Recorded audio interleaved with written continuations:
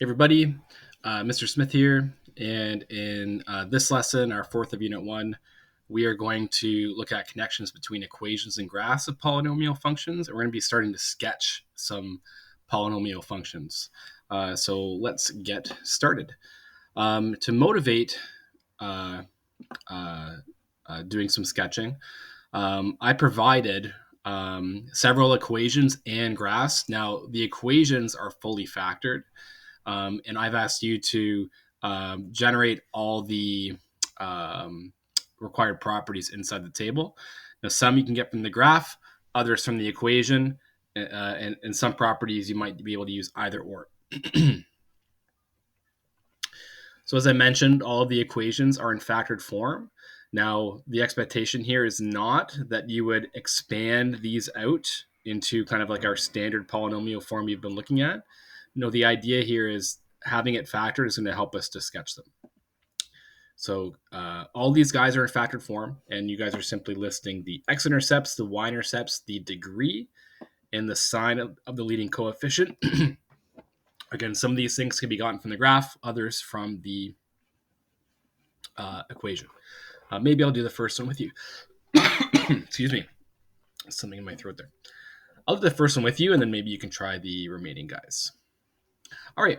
So what are the x-intercepts, the zeros of this polynomial function? Just from the graph, I can just work from left to right. I'm just going to write down the numbers. -1 or -2, -1, 0, and 3. There's 4 of them. The y-intercept. From the graph, the y-intercept is 0. That's from the graph. Now, what if maybe you couldn't see that clearly from the graph?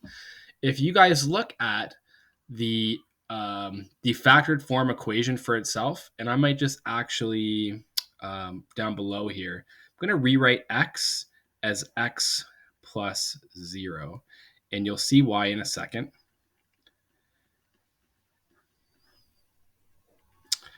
If you look at the equation, if you wanted to know what the y-intercept is, you would ask, well, what does this equal when I plug? What does this equation equal to when you plug in x equals 0?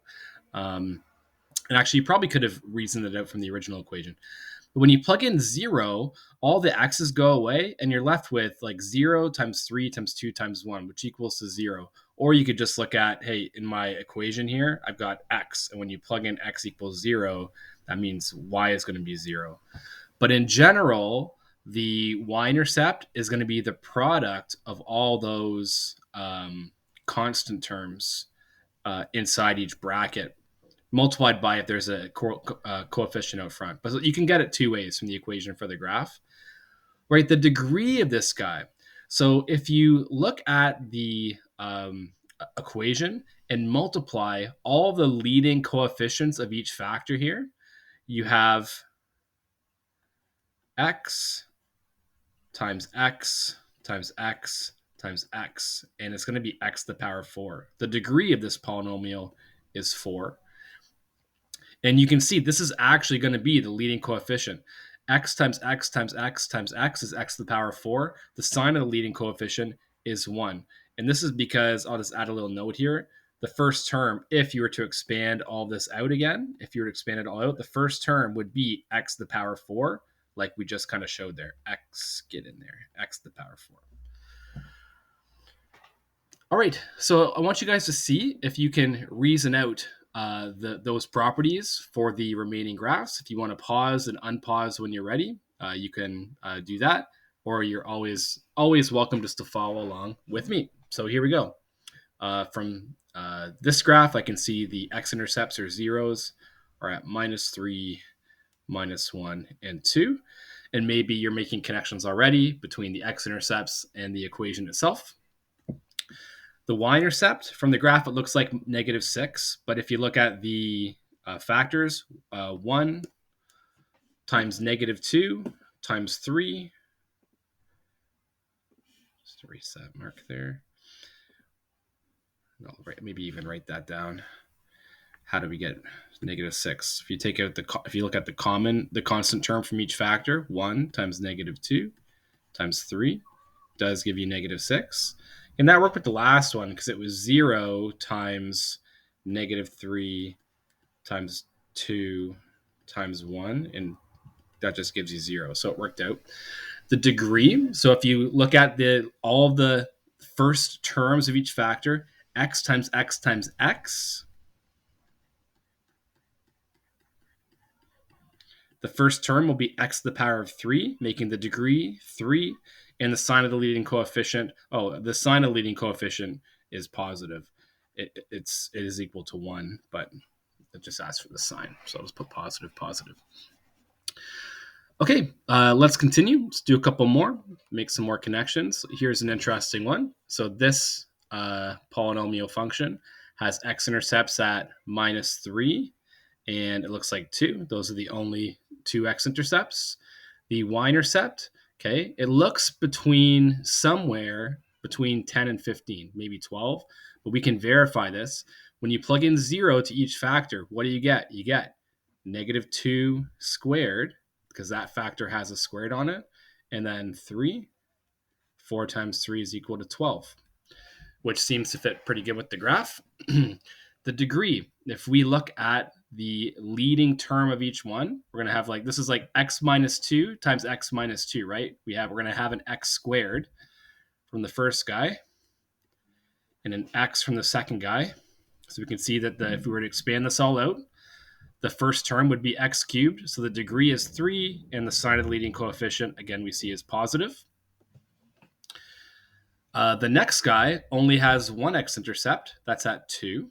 It's only one. The y-intercept looks to be -8 or 9, but we can verify that. Look at the equation, plug in 0. You get -2 cubed. It's -8 for the y-intercept. For the degrees, look at the equation, x minus 2 cubed. If you were to expand all that out, you'd have x times x times x. You would have the first term would be x cubed, so the degree is equal to 3. I might just put just degree equals 4, just so those numbers aren't floating off in space there. Degree equals 3. Degree equals 3. Degree equals 3. So you can determine that even if it's in factored form just by thinking, well, what would the highest power of x be? And the sign of the leading coefficient here would be positive as well. It is positive. It's positive 1. All right, let's continue. Do a few more. Make a few more connections. Okay, so this guy has 4 x-intercepts, -3, -1, 2, and 4. For the y-intercept, okay, let's look at the equation. We have a coefficient out front now, this negative. -1. So let's be careful here. So for the y-intercept, when we plug in 0, we're going to have negative. And then from the first bracket, we'll have 1. And then -2 from the second, -4, and +3. And if you multiply those guys all together, we're going to get 12 times 2, that's 24. -24, which seems to fit well with the graph. For the degree, let's look at the first term of this guy. We're going to have an x, an x, an x, and an x all multiplied, but with this negative coefficient out front. So the first term will be negative x times another x times another x times another x, -x4, which means the degree is going to be equal to 4, and the leading coefficient is -1. So the sign of leading coefficient is negative. All these things fit, right? Look at this graph. This graph perfectly obeys the end behavior that we expect for a quartic function with negative leading coefficient. End behavior is like the parabola y equals -x squared. How about this next one? Intercepts. We have -3. This guy only has 3 x-intercepts, 2 and 4. Y-intercept, let's find out what it is. So imagine plugging in 0, you'd have your negative. You'd have -2, but this guy has a squared on it. -4, 3, and so 4 times -4, so that looks like +48, which fits pretty well with the graph. The degree, again, we'll look at the just the highest power in each factor, right? So we have our negative, and then from this bracket, we'll have an x squared. And then from the x minus 4 bracket, we'll have an x. And then from the x plus 3 bracket, we'll have an x. If you were to expand all that out, the first term with the highest power of x would be, it'd be negative x to the power of 4, which makes the degree equal to 4. And of course, the leading coefficient is negative 1. So the sign is negative. Again, the graph f perfectly matches what we expect from a quartic polynomial with negative leading coefficient. Excuse me. I believe I just have two more for you guys. Yeah, just two more, it looks like. So here we have negative x minus 2 to the power of 4. We have a single x-intercept at 2. The y-intercept can't get from the graph, but from the equation, if you were to plug in 0, you'd have a negative up front, and then negative 2 to the power of 4, which is positive 16. So making that negative would give you negative 16. The degree, we would have, so the right, what I'm going to write down now is what the first, the leading term would be in that expanded polynomial expression. And so we can see we'd have, if we were to expand this out, we'd get x times x times x times x, x to the power of 4, with that negative out front. So we'd have negative x to the power of 4 is going to be our first term. So again, the degree is 4. Negative leading coefficient, everything fits there. And for the last one, this is looks quartic as well. X-intercepts only 2, negative 3 and 2. The y-intercept, let's look at the equation, plug in 0. You'd have negative 2 squared times 3 squared. And that'd be 4 times 9, make it negative, so negative 36. Fits with the graph. Degree, so what would the first term be? We've got the negative sign. From x minus 2 squared, that would give you x squared. And from the next guy, you'd also get x squared. If you were to expand this all out, you'd get negative x to the power of 4. So it's another degree 4 polynomial, and the leading coefficient is negative. We can see that. All right. Now, that was 8 of them, maybe a little overkill. Hopefully, you've made some connections between the x-intercepts and these factors in each equation. It's a similar idea to some connections you made in your grade 10 course. And hopefully that idea of finding the y-intercept, plugging in 0 made sense. And this idea for looking for the degree is just look for, like, think about what the highest power of x is going to be. All right, let's continue. Now, before we talk a bit more and get into graphing, we have in these different equations, some of our factors appear more than once. Now, for example, let me maybe point at E, for example. E, every factor we have here is just, it's just itself, it's just the exponent 1. But in F, look, this factor x minus 2 is squared. And I believe we have one earlier. Yep. Here we have a factor that's cubed. And then we have one where it's to the power of 4.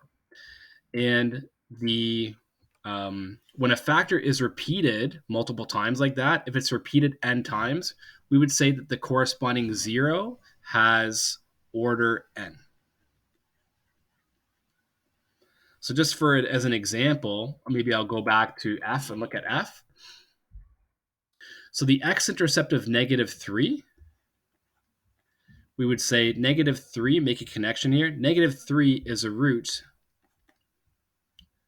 of order 1 because it only repeats one time. But this bracket, x minus 2, corresponds to an x-intercept or a root of 2. 2 is a root of order 2. So if whatever the repeating factor is, how many times it repeats, that's the order. And let's just maybe on this one, we get 2 is the root of order 4.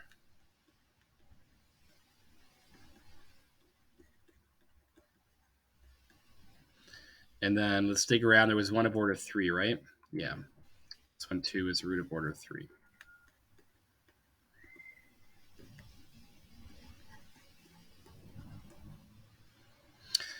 So some connections to earlier courses we should be making at this point, just to touch on these before we move on. If you look at these factors, x plus 1, x minus 2, x plus 3, just like grade 10 in factored form, these factors corresponds to the x-intercepts or the roots of the equation. And yeah, they correspond to this factor x plus 1 corresponds to the 0 at -1. X minus 2 gives you a 0 at 2. X plus 3 gives you a 0 at -3. Now, these are all of order 1. And if you look at these zeros, the graph has a certain behavior when a 0 has order 1. But when your 0 is of order 2, for example, in part C, x equals 2 is a 0, a root with order 2, the behavior is a little different. X -3 is a root with order 1, and you can see it passes through.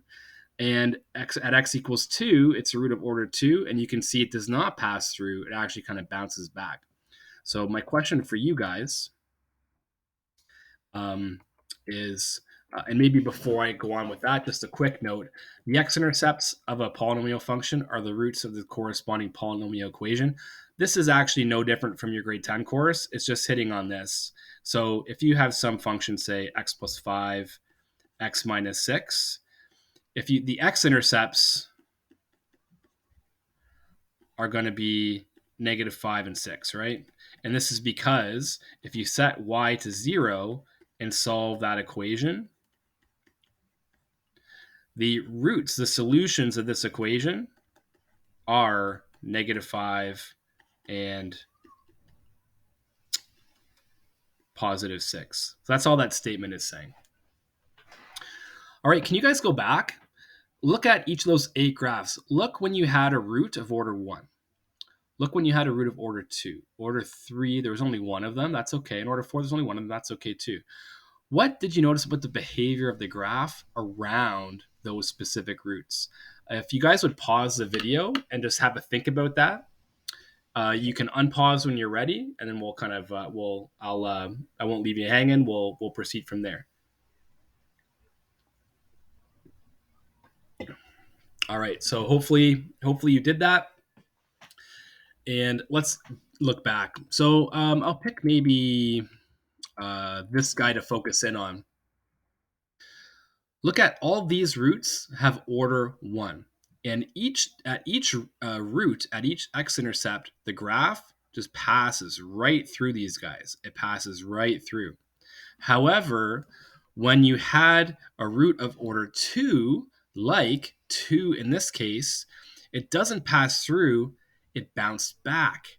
Let's find other ones of order 2. In E, there was none. In F, 2 is a root of order 2. And look, at 2, the graph bounces back. But at 4 and -3, when they were order 1, the graph passes through. Look at E. All of these zeros are order 1. And at each point, each of those zeros, the graph just passes through. So let's summarize those two guys. Around the roots of order 1, I'm just going to say this.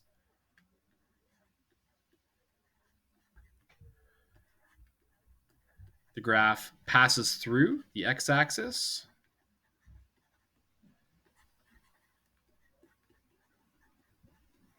And I'll say this too, and changes sign. It goes from positive y values to negative or vice versa. So that behavior, it kind of looks like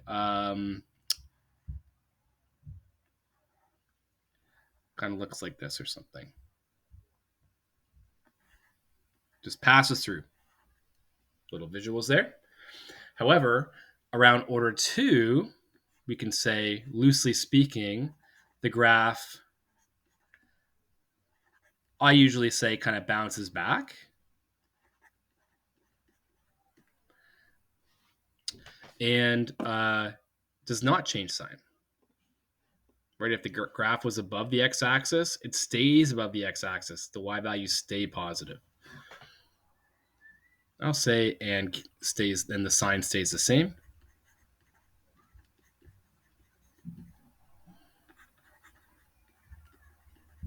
So what did that look like? So that looked like this. So you had a root of order 2. So the graph doesn't pass through, it bounced back like this. Or like this. So the graph was positive and then it stays positive, or it was negative and it stays negative. Now, order 3 is a little bit different. Let's go look at the one that had a root of order 3. Where is it? Right here. So if you look, it doesn't bounce back, that's for sure. And it does pass through. However, it doesn't pass through kind of like part C here with -3. It passes through with a little bit of a jig, if you will. I don't really have in your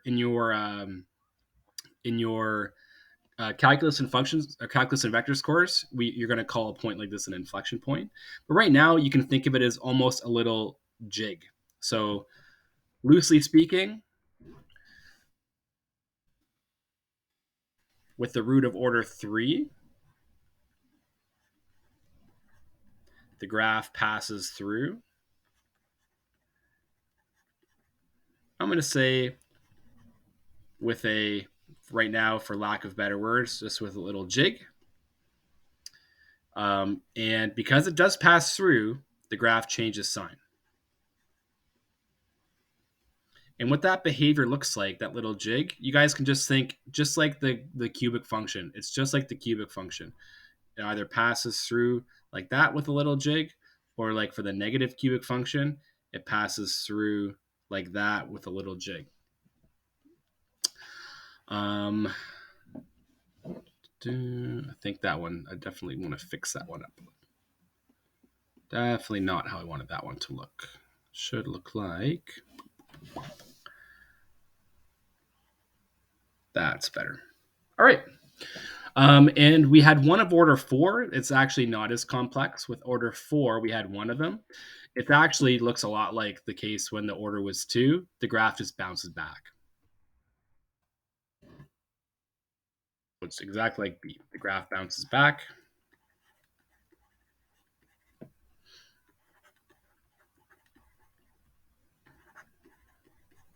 And the signs stay the same.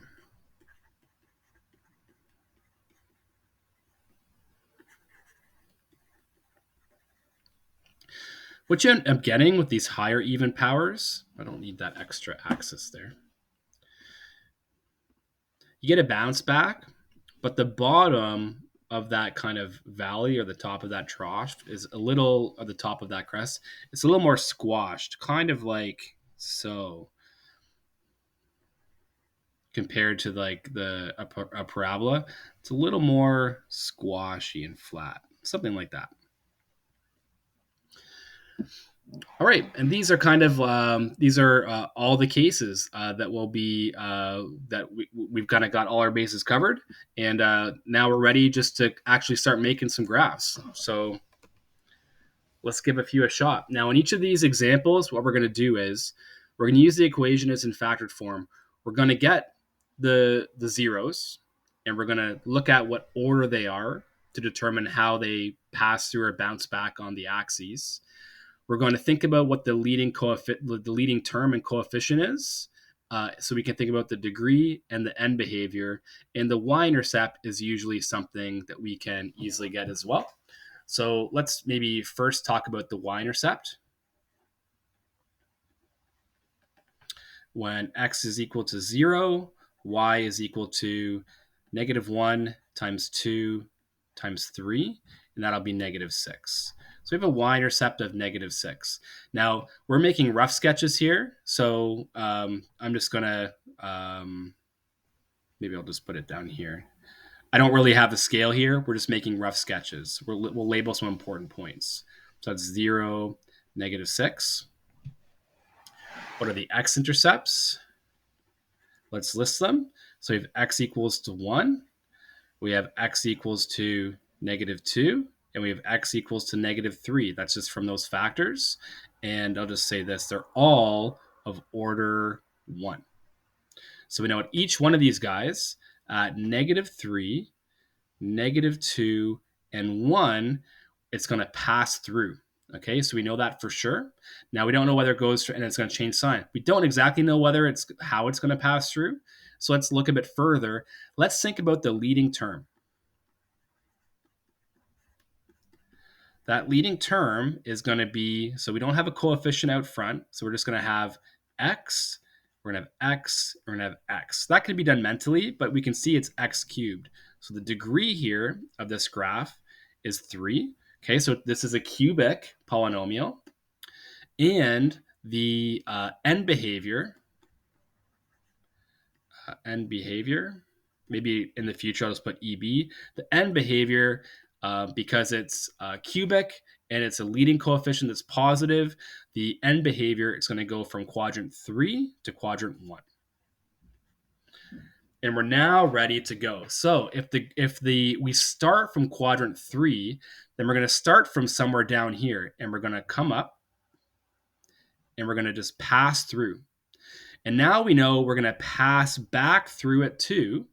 We're going to go through this y-intercept, and we're going to pass through again. So that investigation earlier about thinking about the behavior of these zeros when they have a certain order helps you give shape to the graph. So we know that between -3 and -2, at some point, we're going to have some kind of local maximum. We don't know where. This is just a rough sketch. And then we're going to come down, and then we know we're going to go through 0, -6, and pass through at 1. And so our graph looks something like that. This is a rough sketch, but in this rough sketch, we have all the intercepts, and we have the end behavior, and that's a great start. In your calculus course, you're going to learn how to find the locations of those local maximums and minimums. But for us, this is the goal for today. Being able to pick off the zeros, know the behavior of the graph there, get the y-intercept, reason out the end behavior using the degree and the sign of leading coefficient, and then make a rough sketch.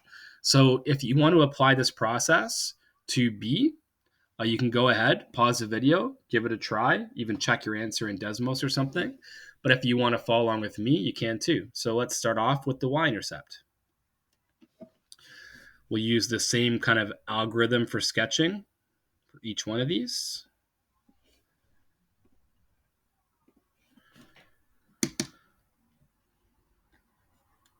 All right, so for the y-intercept, here we go. We're going to plug in x equals 0. When x equals 0, the y value is, here we have a coefficient out front, -2.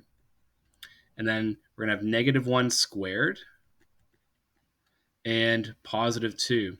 And so that's 1 times 2 times -2. That'll be -4. So our y-intercept is -4. Again, we're just making a rough graph. I didn't include labels on the y-axis just because we're making a rough graph. I'll just put it here just because. So 0, -4. Okay. How about my x-intercepts? We only have 2. We have x equals 1 and x equals -2.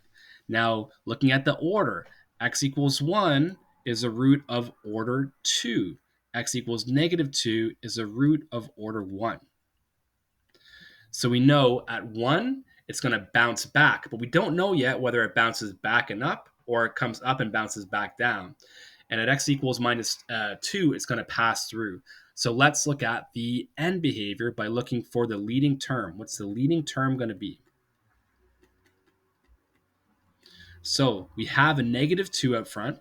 So think about, what if you were to expand this? We're not going to expand it, but what if you expanded it? You'd have a -2. From this x minus 1 squared, you'd have an x squared. And from the last one, you'd have an x. And putting that together gives you -2x cubed. So we can see the degree is 3, and the leading coefficient is negative. So the end behavior, I'll just put EB, the end behavior, we're going to start in quadrant 2 and end in quadrant 4, like the line y equals -x. So let's plot those x-intercepts. Could have done that earlier. So -2 and 1. And now, so at -2, it's order 1. We're passing through. But now we know how we pass through. We're passing through from starting in quadrant 2. Quadrant 2, we're passing through like so, right? And then we know we're going to come and pass through the y-intercept. And now we know that we're coming at this. I just want to erase that, actually. That was accidental. We know at x equals 1, we're going to bounce back. And we're coming at it from below. So we know that the behavior around x equals 1 will be something like this, a bounce back. And so we can kind of fill in the gaps, kind of like this. Guys, this is a great rough sketch of this polynomial. We have all the intercepts and the behavior, the end behavior and the behavior around those x-intercepts. And you guys can all do this. It's not terribly involved as far as the math goes. Finding the y-intercept, plug in x equals 0. Read off the x-intercepts in their order. And to figure out where the graph is starting from, you can look at the leading term.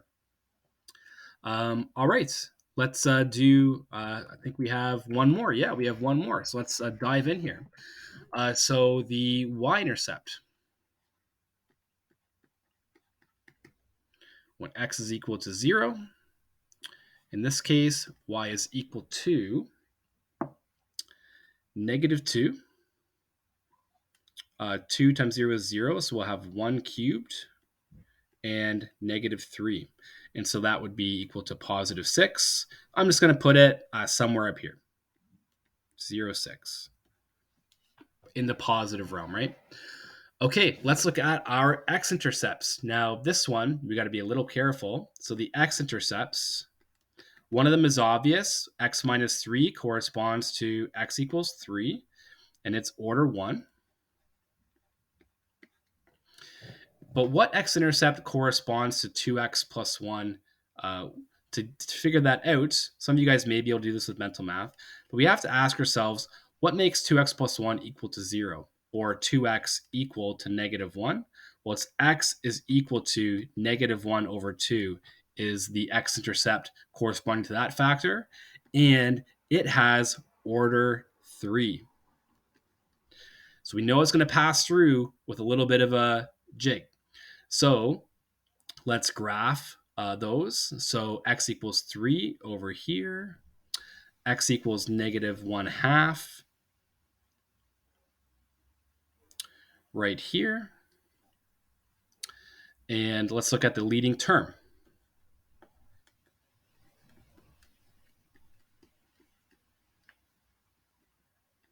Okay, we have negative 2 out front. And then from this factor, we're going to have 2x to the power 3. We're going to have a 2x times 2x times 2x. So 2x to the power 3. And from our last guy, just an x. All right, so what's in here? We're going to have, I might just show this in a couple steps. 2x all cubed is 8x cubed times x. And so we're going to have negative 16x to the power of 4. All right, so we know this is quartic. So the degree is 4.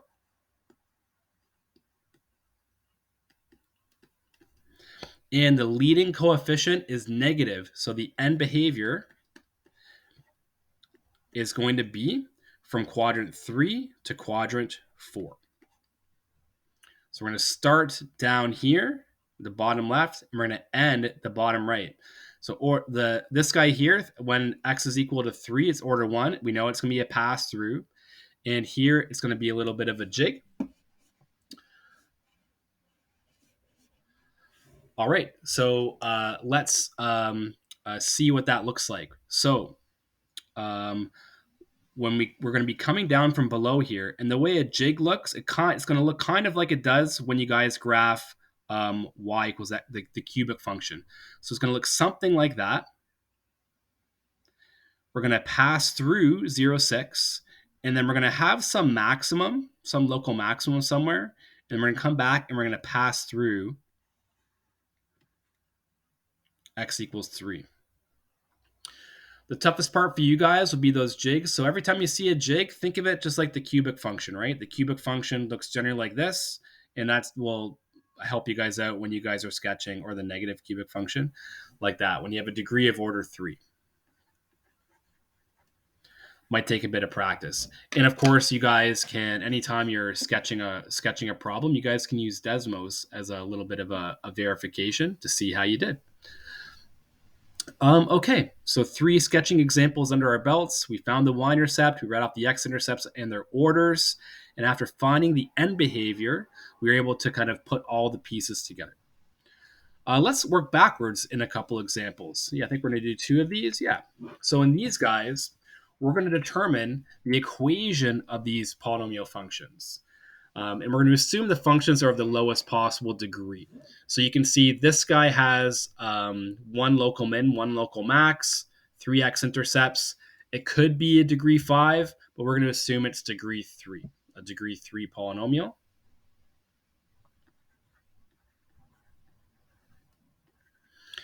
And let's look at the x-intercepts. -5, 0, and 3. So let's put our equation together. So y equals, we don't know what that coefficient out front is, but we have 3 factors, right? So we have a factor, we have a 0 at 0. That corresponds to a factor of x. We have one at -5. That corresponds to a factor of x plus 5. And then at 3, and that corresponds to x minus 3. And because they're pass-throughs, they're strictly pass-throughs, we know they're all of order 1. Now, how do we find out what that value of a is? We can use a point on the curve. Now, I was actually going to use 0, 0 in this case, but that won't work because that won't work because one of the zeros is 0. So let's just find a point here and let's just use that. So let's use, I'm going to say, what's a good one? At x equals 1, let's just say hypothetically that the graph goes to the point 112. So we know that when that y is equal to 12 when the value of x is equal to 1. So we can plug those in. And to do this, I use the fact that 112 is on the curve. And let's just solve this equation for a. So we have 12 equals to a. So we have 1, which is just 1. So you can just leave it out. 6 and -2. Looks like I chose a good point. We get 12 is equal to -12a. So if that point 112 was on it, then a would be equal to -1. And so our cubic polynomial function would look like this. Y is equal to negative x plus 5, x minus 3. So look at the zeros and create a factor. Look at the behavior of the graph. That helps you find the order. Here they're all order 1. And then to determine that leading coefficient, you can use a point on the curve. Let's try this next one. Maybe you can try it without me. I would definitely encourage you guys, pause the video and unpause when you've given it your best shot. But if you want to just follow along, you can too. So let's look at this guy. We have zeros at -2, pass through, order 1. +1, pass through, order 1. And 3, bounce back, order 2. So we know our equation. This one is quartic, so degree 4. And our equation looks like this. We're going to have some leading coefficient. We have a root at -2, so that corresponds to a factor of x plus 2, order 1. We have a factor at +1, so x minus 1, order 1. And then at 3, x minus 3, order 2. This is almost all of our equation. That's the big structure. But what's the leading coefficient? We can use a point on the graph. So a nice point to use, if you can find it, is the y-intercept. Let's just make a reasonable assumption for this one. Let's call this one, I don't know, let's call it 0, and let's just say -16. Now let's call it -18, actually. Looks closer to 20. And let's see how this plays out. So y is -18 when x is equal to 0. So a, when x is 0, this factor becomes 2. This one becomes -1. And this one becomes -3 squared. And again, we're subbing in, in this case, we're like subbing in the point 0 minus 18. just like we did last time. Found a point that wasn't one of our zeros. And yeah, we'll just solve this equation. So minus 18 equals a. Tablet was a little sticky there. I'm just going to fix that up.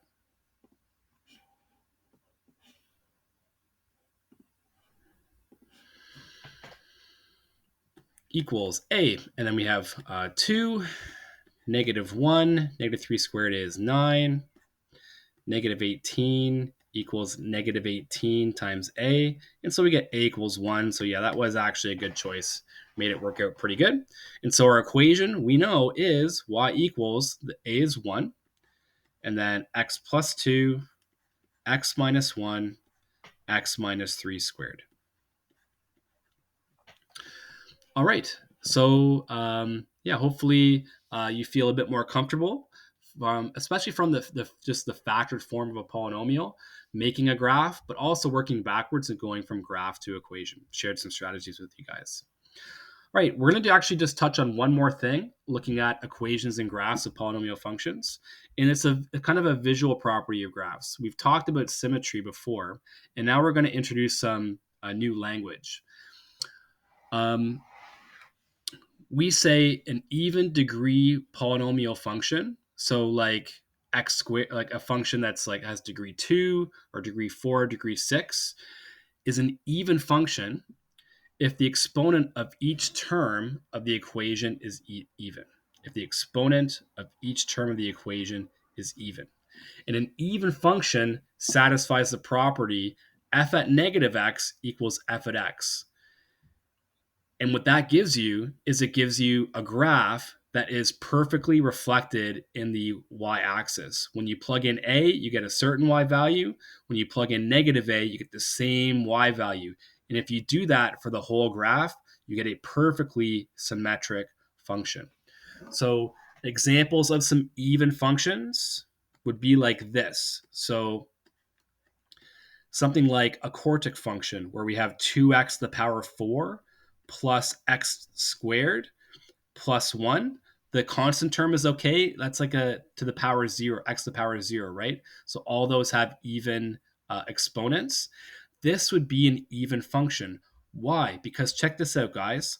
If I replace x with negative x, I get 2 times negative x to the power 4 plus negative x squared plus 1. And negative x to the power 4 just gives me x to the power 4. And it's the same, negative x all squared just gives me x squared. And I get the original function back again, and it satisfies this property. It's an even function, and it will have a line of symmetry at x equals 0. So that's pretty cool. And this is a rule that you guys can use. If you have an even degree polynomial and all the exponents are even, you know it's even and you know there's symmetry. And that's good because that means if you were to say, I'm just going to just draw an example over here. If you were to say, reason out that a function on one side looks like this, and it's an even function, that means you know what the other side looks like. It would look like this. It would look the exact same. So it can help you in graphing. All right. That's an even function. An odd function, so we're in talking polynomial functions, an odd degree polynomial function is odd if each term of the equation has an odd exponent. So for example, I'll use one like this. F at x equals, I'll just like say, I'll keep it simple. X to the power 5 plus 2x cubed minus 7x, let's say. All those terms have an odd degree, and this will be an odd function. An odd function satisfies this property. F at negative x equals the negative of f at x. So what this means is if you have f at some negative x value being at a point, then the value of f at a on the other side of the y-axis is going to be flipped and is going to be flipped down here. And what this corresponds to is means there's a point of symmetry about the origin. You can rotate it around the origin. Now I can prove to you that this guy is an odd function using this rule. If I look at f at negative x, and plug that in, I get negative x to the power 5 plus 2 times negative x to the power 3 minus 7 times negative x. And if we clean that up, negative x all to the power 5 is negative x to the power 5, like so. And then we'll have, this will be negative x cubed. So I'll have minus 2x cubed. And then I have double negatives here, plus 7x. Guys, this looks just like the original function, but the signs are all reversed. This is the negative of the original function. And this is how you can algebraically show that a polynomial function is odd. But I want to stress, guys, that you can use this rule. An odd degree polynomial function is an odd function if each term of the equation has an odd exponent. You don't have to do this algebraic proof that I did. This rule holds all the time as long as all the degrees are odd. What I have, the last bit for you guys in this lesson is just to look at a few functions and without graphing, just determine, are these even functions, are they odd functions, or neither? So have a look at this, guys. Have a little think, and then maybe pause the video, and then unpause when you're ready. We'll talk about whether it's even, odd, or neither using our rules from before, and then we'll prove it algebraically. I think that's a good exercise too. So pause the video, unpause when you're ready. I'll just have a quick sip here, my kombucha.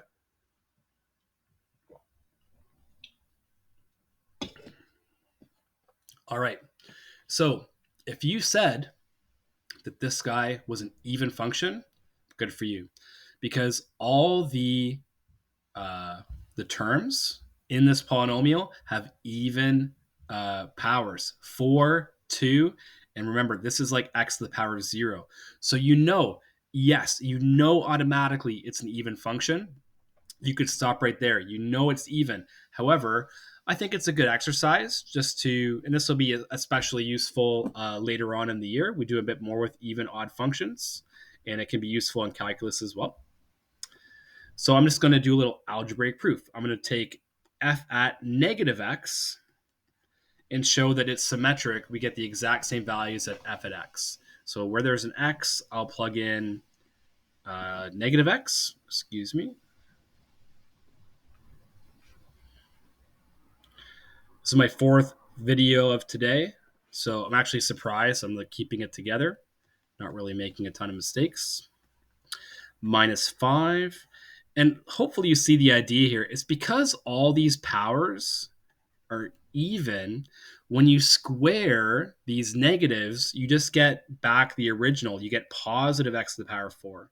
And we have minus 5 and positive x squared. And you just basically get back the original function. Of course, this was even. We don't need to check that out. All right, so pretty cool. What about this next one?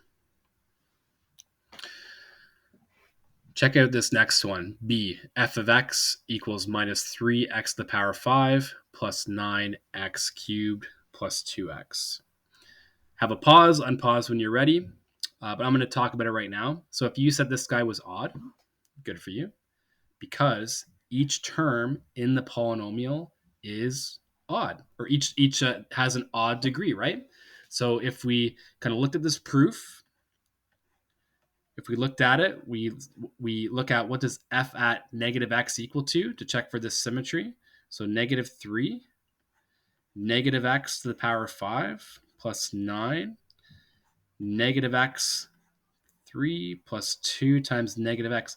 And because it's all these odd powers, it's going to end up changing these signs. We're going to get 3x to the power 5 minus 9x to the power 3 minus 2x, and that is exactly the negative of the original function. It's the original function with all the signs changed. So we've just proven it's odd.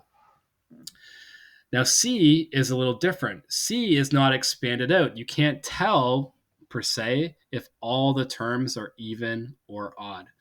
So we can check by using this algebraic rule. Now I'm not sure if this is even or odd yet. So what I'm going to do is I'm going to sub in negative x and see if it simplifies down to the original function.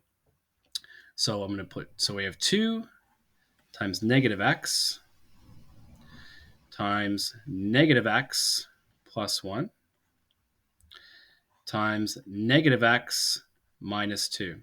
All right, so I'm going to do a little bit of cleaning up here. So this is negative 2x. And what I'm going to do is, because I have negative x's there, I'm going to factor out a negative 1 from each of these terms. That makes this guy x minus 1.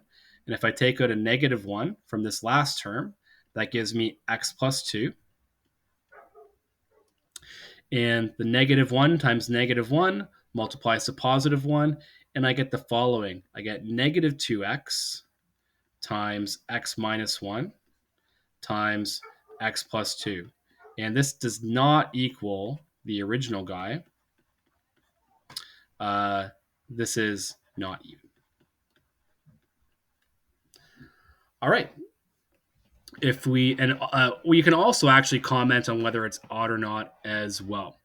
When we plugged in f at negative x, I just might rewrite what we got. We found out f at negative x when we simplified things. We got minus 2x, x minus 1, x plus 2.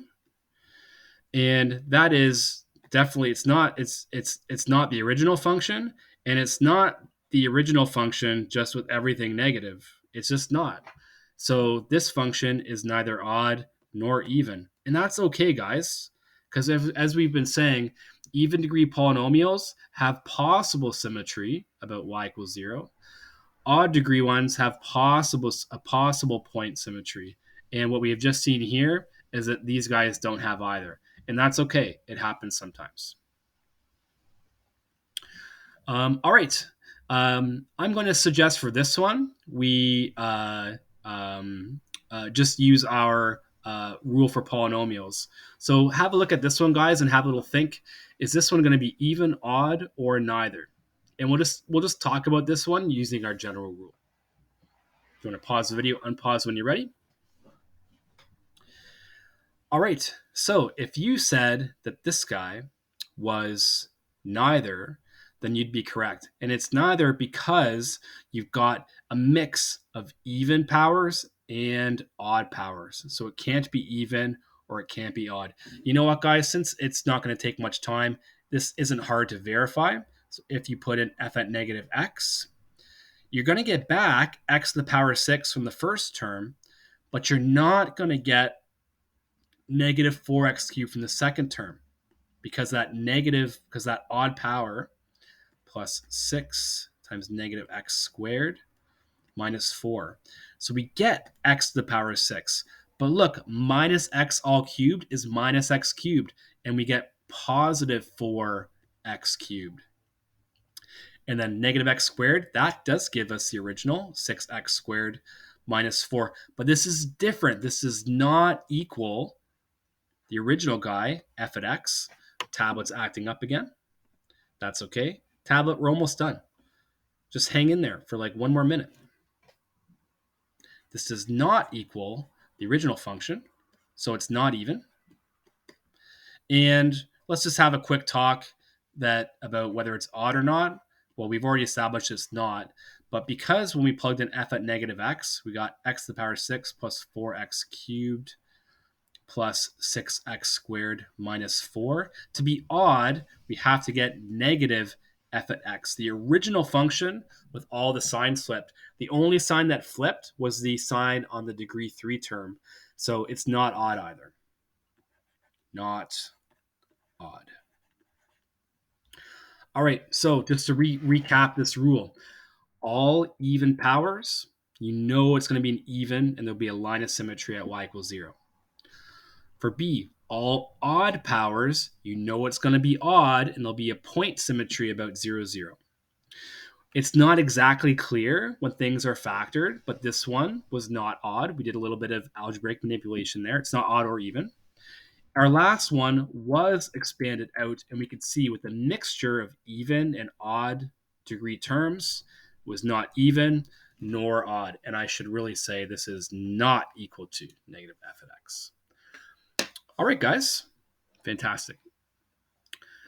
So, up next, we're going to be, well, first, I have some suggested practice for you guys. And I do have an assignment based on this lesson and our previous one, looking at some finite differences and a tiny bit of graphing and a tiny bit of reading off equations. Nothing too overwhelming, just basically asking you to reproduce the types of things we did in our lesson together. And moving forward, we're going to make a few more connections with the equations of polynomial functions. And then we're going to actually revisit rates of change, something you guys talked about in your grade 9 course, hopefully setting you guys up for your calculus course next year. But until then, guys, hope you're doing well. Stay safe, have a great day, and we'll see you soon.